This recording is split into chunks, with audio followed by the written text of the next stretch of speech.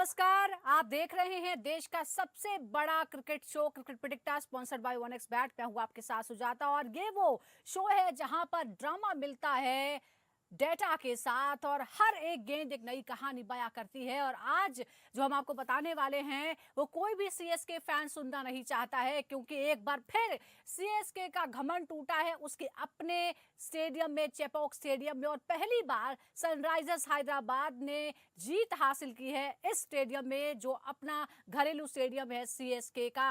तो ये मुकाबला हो रहा था, लेकिन शुरुआत में जब बल्लेबाजी करने उतरी चेन्नई सुपर किंग्स तो कुछ खास नहीं कर पाई और सिर्फ 154 रन ही बना पाई। और इस दौरान पहली बार धराशायी हुई चेन्नई।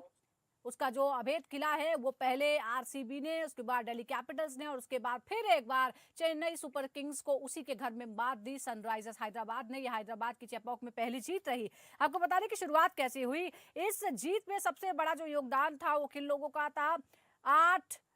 4 विकेट और 28 रन। हर्षल पटेल जो है वो हीरो बनकर उभरे इस विकेट में। 4 विकेट से 28 रन देकर सीएसके के मिडिल ऑर्डर को पूरी तरह से हर्षल पटेल ने तहस नहस कर दिया। जवाब में ईशान किशन ने तेज तर्रार पारी भी खेली। 44 रन जो है शानदार उन्होंने बनाए, क्योंकि उनके साथी जो थे वो फेल हो गए थे। पर ईशान किशन जो है सही मौके पर उनका बल्ला चला।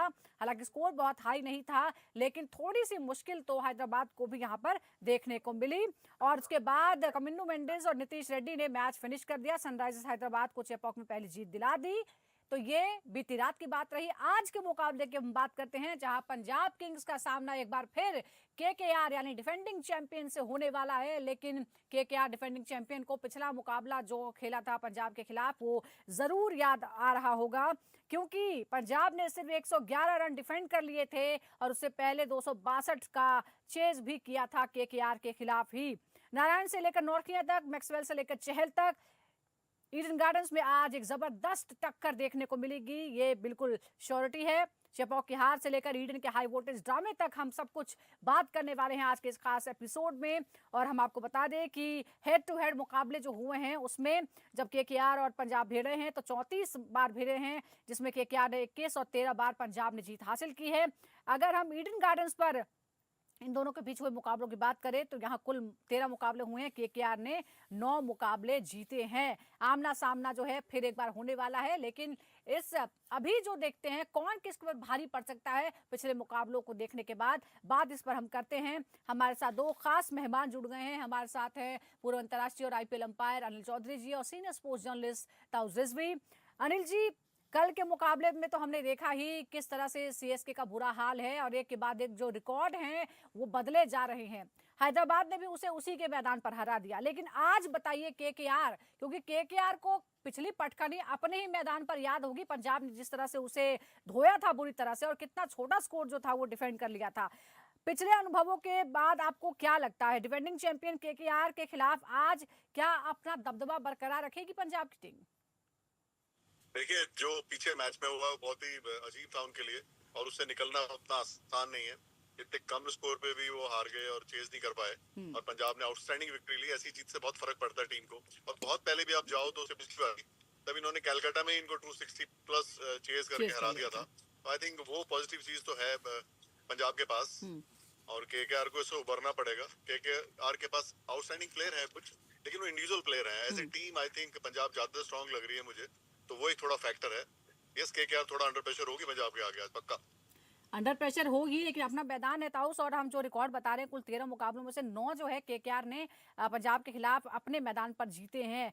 क्या आपको लगता है कि ये जो मौजूदा रिकॉर्ड है इस सीजन में जो केकेआर संघर्ष कर रही है खासतौर पर पंजाब के सामने, क्या थोड़ा सा एक पॉजिटिव साइड है उसके साथ कि अपना मैदान है और यहाँ का रिकॉर्ड इस सीजन से पहले काफी अच्छा रहा है? नहीं, देखिए पास रिकॉर्ड लेकिन भूल जाइए, क्योंकि जो आज स्थिति है केकेआर की, पिछली मैच भी वो एकदम ही हार गए थे, कंसीड कर दिए थे, तो मुझे कहीं से भी नजर नहीं आ रही है, कोई भी कॉन्फिडेंस किसी के तरीके का नजर नहीं आ रहा है। क्योंकि देखिए सुपरस्टार्स भी आपके पास कितने भी बड़े हो, मगर वो एफर्ट तो कोशिश तो कर रहे हैं मगर कन्वर्ट नहीं हो पा रहे हैं। और ये होता है और खास करके जब आप डिफेंडिंग चैंपियन हो, सारा प्रेशर आपके ऊपर हो, आपके जो दिग्गज खिलाड़ी हैं, जो आपके लीडर थे, वो सडनली दोनों एक साथ चले जाए, गौतम गंभीर और श्रेयस अय्यर का एक साथ जाना बहुत ज्यादा फर्क पड़ गया है।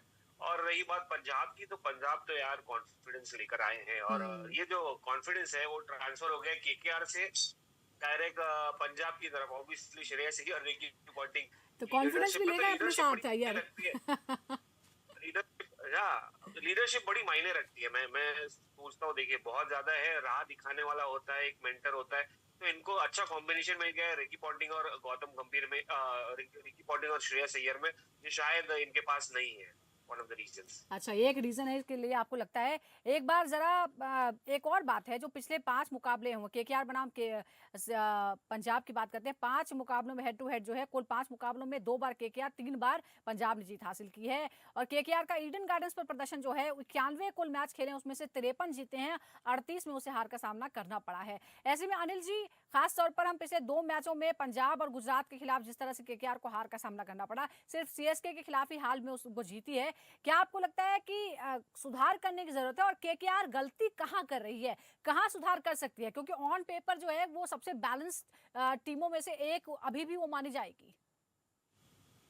बैटिंग में थोड़ी गड़बड़ कर रहे हैं, उनका मिडिल ऑर्डर थोड़ा ठीक नहीं कर रहा, मतलब पैचेस में ठीक खेल रहे हैं। एक तो उनका रिंकू ने अभी तक बहुत कंसिस्टेंटली काम नहीं किया, बहुत हेवीली डिपेंडेंट है उनके ऊपर। रसल ने अब तक एक भी इनिंग ऐसी नहीं खेली कि जैसे वो वन साइडेड मैच जिताते थे। और वेंकी ने भी एक इनिंग अभी तक मुझे लग रहा है बहुत बड़ी खेली है। बाकी सब तो ये जो एरिया उनका है ना, उसको स्टार्ट अच्छा मिलता है पावर प्ले में, रैन और वो सब ठीक करते हैं, लेकिन बाद में आके खराब कर देते हैं। तो ये एक एरिया है जहाँ पे उनको एक तो पूरे ओवर खेलने चाहिए, और पूरे ओवर खेलने के लिए जब मैं कहता हूँ लगभग 18 ओवर जब उनके हों, तो उनके पास कम से कम 5 विकेट होनी चाहिए पीछे, तब रन बनते हैं। नहीं तो वो बीच में इतना गड़बड़ करते हैं। देखिए उन्होंने कितना कम स्कोर में वो हार गए पंजाब से लास्ट मैच में। बिल्कुल। बैटिंग पे काम करने की जरूरत है, बॉलिंग में तो उनका ज्यादा लंबा चौड़ा इशू नहीं है। तो बैटिंग पे काम करने की जरूरत है, और बैटिंग की हम बात कर रहे हैं। एक और बात है ताउस, अगर हम जिस तरह से ओपनर्स की बात करें, मिडल ऑर्डर्स की बात करें, ओपनर्स की बात पहले हम कर लेते हैं। पंजाब के ओपनर्स ने पिछले 2 मैचों में तेजी के साथ शुरुआत की है। क्या वो इस बार केकेआर के खिलाफ भी शुरुआत को बड़ी साझेदारी में बदलने में कामयाब होंगे, या यहाँ थोड़ी गड़बड़ है? क्योंकि हाई स्कोर मुकाबले के लिए जरूरी है कि जो ओपनर्स आए हैं उनमें से कम एक जो है वो ज्यादा समय तक टिका रहे। नहीं, देखिए दोनों बेबाक ओपनर हैं, सिमरन सिंह और आर्या ज्यादा यंग है।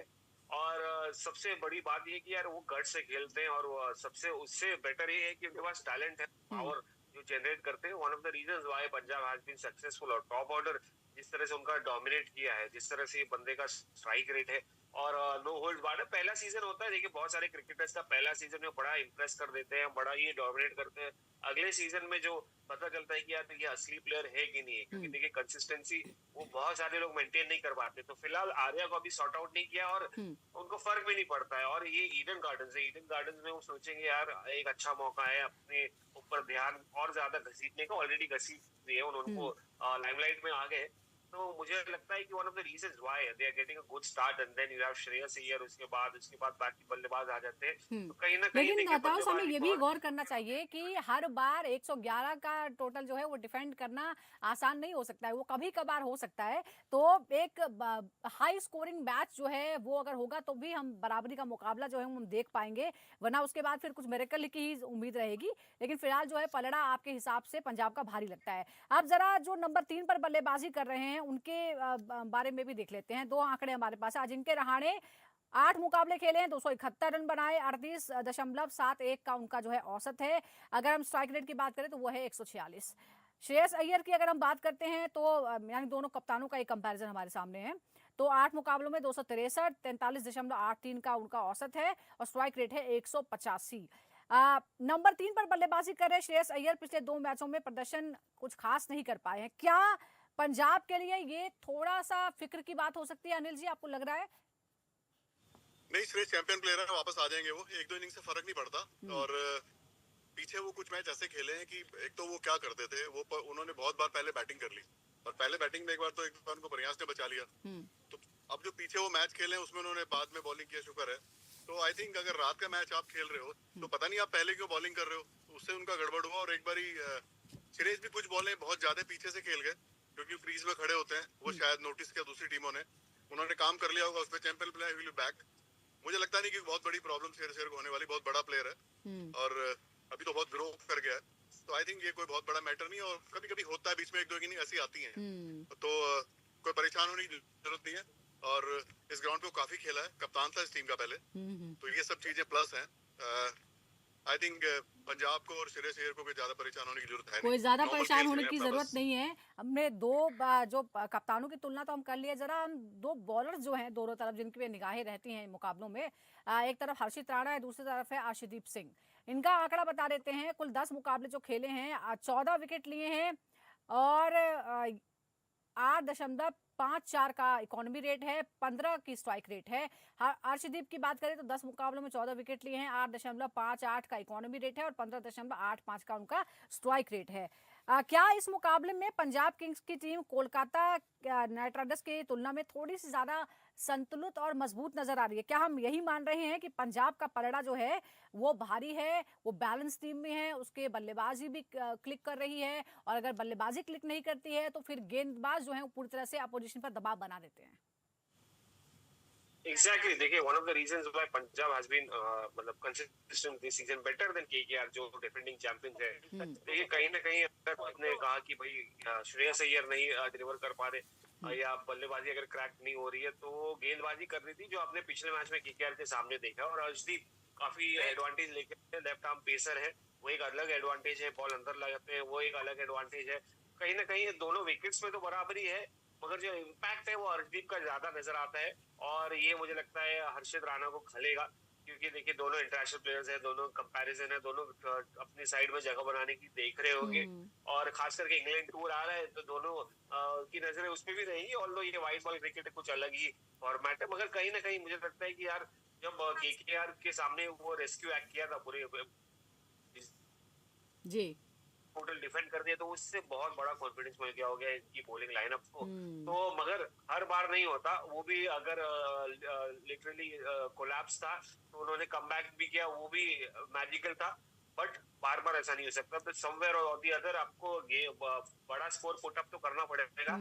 और ये बात तो है ही आपकी चमकने की। बिल्कुल, तो ये आपने सही बात कही। एक बार फिर से ईडन गार्डन्स के आंकड़ों की तरफ रुख कर लेते हैं। अभी तक जो कुल 97 मुकाबले खेले गए हैं, पहली बल्लेबाजी करते हुए जीते गए मुकाबलों की संख्या है 41, और बाद में बल्लेबाजी करना थोड़ा सा फायदेमंद रहता है। 56 बार वो टीम जीती है जिसने दूसरी बार बल्लेबाजी की है। अगर हम सबसे बड़ा स्कोर की बात करें तो 262 का बना है, हालांकि वो भी चेज कर लिया गया था। सबसे कम स्कोर है यहाँ 49 का, सबसे बड़ा रन चेज 262 का है जो कि पंजाब ने ही किया था, और सबसे कम टोटल डिफेंड किया गया है वो है 131। ये भी आया, हालांकि अब ये रिकॉर्ड बदल भी चुका है। अब इस बीच 97 मुकाबले जो खेले गए हैं, बल्लेबाजी करते हुए जीते गए मुकाबले हैं 41 पिछली बार। लेकिन अनिल जी, हम ये पूरा आंकड़ा बता रहे हैं, ओवरऑल जो है वो मजबूत है यहाँ पर KKR, लेकिन पिछले मुकाबले की जो यादें हैं वो जाहिर तौर पर परेशान करेंगी KKR को। और जैसा आप दोनों की चर्चा से मुझे ऐसा लग रहा है कि KKR पर कहीं ज्यादा जो है वो बढ़त है पंजाब को, उसकी टीम बैलेंस है, कंसिस्टेंट परफॉर्मेंस है। देखिए, अभी करंट फॉर्म अगर आप लें तो पंजाब मुझे थोड़ा बेटर लगती है, क्योंकि एज ए यूनिट वो बेटर खेल रहे हैं। इनके पास T20 के मैं पहले भी बोला था कि बड़े अच्छे प्लेयर हैं, 2-3, वो मैच सारा बदल सकते हैं। उसमें नारायण भी है, उसमें रसेल है, उसमें रिंकू जो भी बचे हुए हैं। तो ये लोग अगर बाद में बैटिंग करें और इस तरह कोई स्कोर हो तो अपने अपने दम पे 5 ओवर में गेम चेंज कर सकते हैं, ये एक बात है।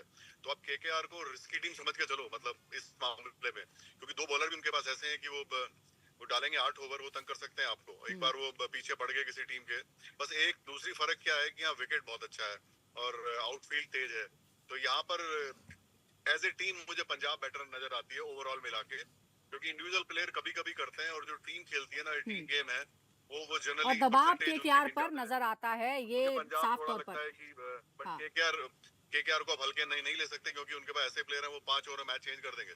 बॉलर तो बहुत ही तगड़े हैं उनके, 2 बॉलर तो इतने अच्छे हैं कि वो तो किसी भी टीम को कभी भी 2-3 विकेट निकाल सकते हैं बड़े आराम से।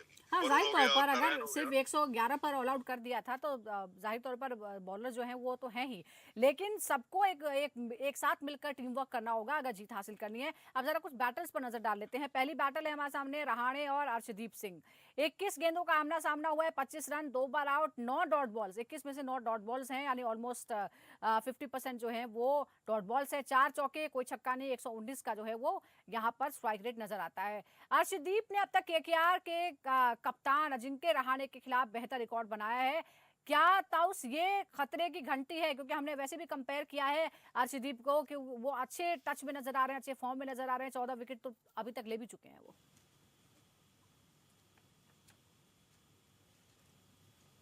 ताउस आप तक आवाज पहुंच रही है?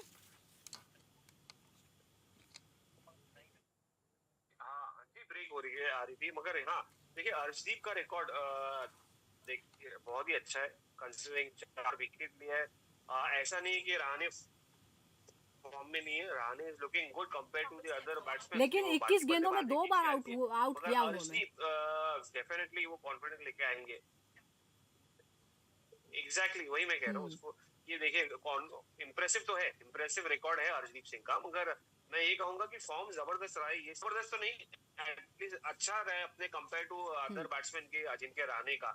मगर ये अच्छी बैटल रहेगी। बॉल अगेन इनका भी एक प्रॉब्लम है जो टॉप ऑर्डर का हमेशा होता है कि बॉल जब अंदर आती है तो बड़ा मुश्किल हो जाता है, और खास करके लेफ्ट आर्म पेसर को। तो जब स्ट्रेट ड्राइव के चक्कर में रहेंगे, और अर्शदीप ये जो गेंदबाज है वो इनवाइट करते हैं फ्रंट फुट पे खिलाने का, एक हुनर रखते हैं अंदर गेंद को आगे के अंदर लाने की, तो कहीं ना कहीं वो फंसने के काबिल बैट्समैन रह जाता, फंस के रह जाता है। तो वैसे ही मैं बैटल देख रहा हूँ दोनों के बीच, अच्छी रहेगी, इंटरेस्टिंग रहेगी। मगर जब अजिंक्य रहाणे का टच अच्छा देख रहा है तो मुझे लगता है कि कमबैक हो सकता है अजिंक्य रहाणे का।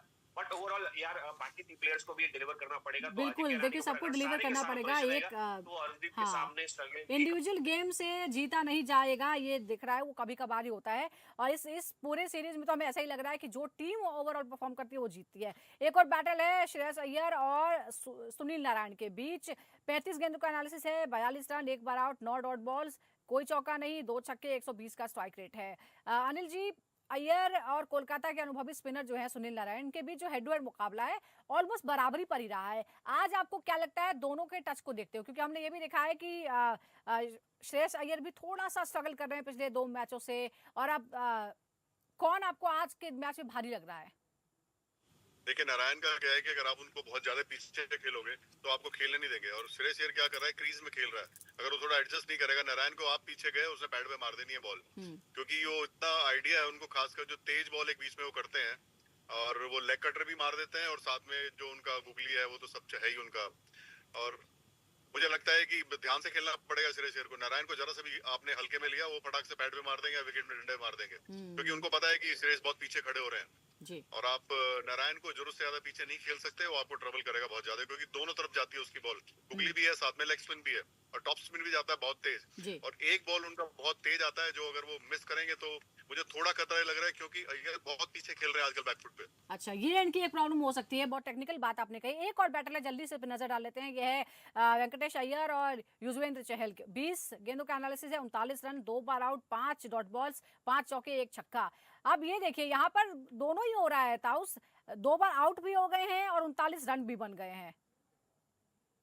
आज क्या लग रहा है इस पर? छक्का मार भी दिए, हाँ, नहीं एक छक्का मार भी दिए, तो ये गैम्बल होता है। देखिए ये मतलब देखिए मुझे लगता है कि आज का जो एडवांटेज रहेगा वो ये वेंकटेश अय्यर पे रहेगा। 100 आपका रन नहीं है और लग रहे हैं, फिर बाद में लॉ ऑफ एवरेजेस भी कहीं ना कहीं आ जाती है। अगर रुक गए तो लेग स्पिनर युजवेंद्र चहल है जो एक मीट होता है इनके लिए, एक लज्जत होती है लेफ्ट हैंडर्स के लिए लेग स्पिनर, और ज्यादा कुछ टर्न भी नहीं करा पा रहे, तो कहीं ना कहीं और बल्लेबाजी वाली विकेट है, तो कहीं ना कहीं मुझे लगता है एडवांटेज रहेगा वेंकटेश एडवांटेज रहेगा। और आज आप दोनों के मुताबिक मुझे ऐसा लग रहा है पूरी बातचीत से कि फेवरेट जो है वो पंजाबी है। पंजाबी है फेवरेट आप दोनों की आज? एग्जैक्टली, मैं अग्री करता हूँ, पंजाब फेवरेट है आज के मैच की। जी, चलिए बहुत बहुत शुक्रिया आपका अनिल जी, और ताउस आपका भी बहुत बहुत शुक्रिया। तो पंजाब हमारे पैनलिस्ट की फेवरेट है, लेकिन देखना होगा कि क्या आज कुछ नया दिन होने वाला है केकेआर के लिए, और केकेआर क्या पिछले हार का बदला लेगी पंजाब किंग्स के सामने, जब एक सबसे छोटों में से एक जो टोटल था वो भी उसने डिफेंड कर लिया था। नजर इस पर हमारी बनी रहेगी, आप भी हमारे साथ जुड़े रहिए और देखते रहिए क्रिकेट पिटिकटा।